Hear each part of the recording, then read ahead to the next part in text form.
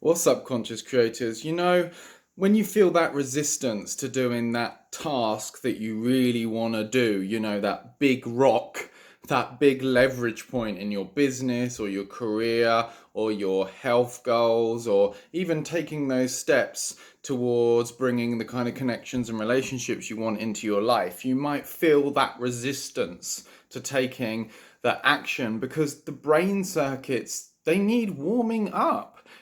When you're doing something new and unfamiliar or novel, or even if you're doing something, yes, you have repeated before, but there's something new or novel in it, norepinephrine is released into the system, and that's the stress hormone coming in. And yes, it can paralyze us if the stress hormone raises too high. And then there's actually a part in the brainstem which shuts down conscious control of the motor system. Our you actually get paralyzed in a way.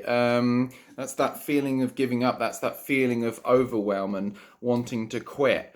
But the trick here is to recognize that feeling of resistance as you go and focus on that task, whatever it may be, not as a block so much as a gate to the state that you really want to be in. Perhaps it's that high energy flow state as you focus on a task, and then you get into the groove of it and everything starts to sort of disappear. The periphery of your vision disappears, and there's this almost portrait mode like view down onto what you're doing. That state is incredibly fun, and you can be highly productive in those states, but it's like you gotta wade through a bit of that discomfort to get there. The discomfort's not so bad though when you experience the feeling, the sensation prior to the thoughts that say it's unwelcome.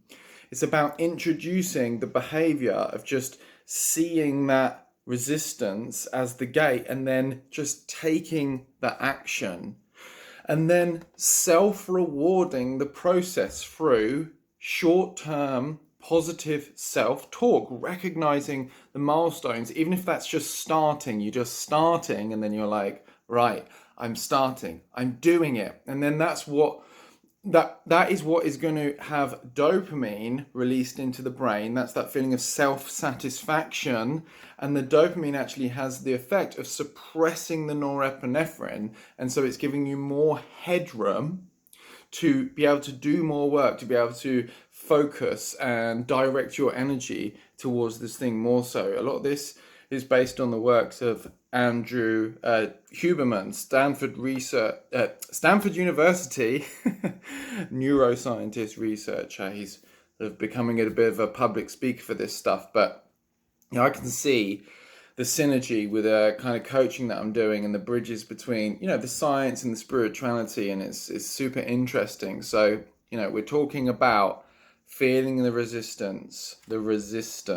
So only resistance when you think it's resistance in your head, but feeling that sensation in the body of agitation as the thing that's going to mobilize you into action, and then follow with the behavior, and then self reward each milestone. Yes, I've started. Yes, I've done the first paragraph of this writing or something, and then I've done that research bit, and then I've done the next little bit of writing, breaking it up into perhaps 10-minute, 20-minute chunks, and then self-rewarding each milestone. Get that dopamine release, suppress the norepinephrine that gets released from focusing on the task, and then getting into the groove more and more.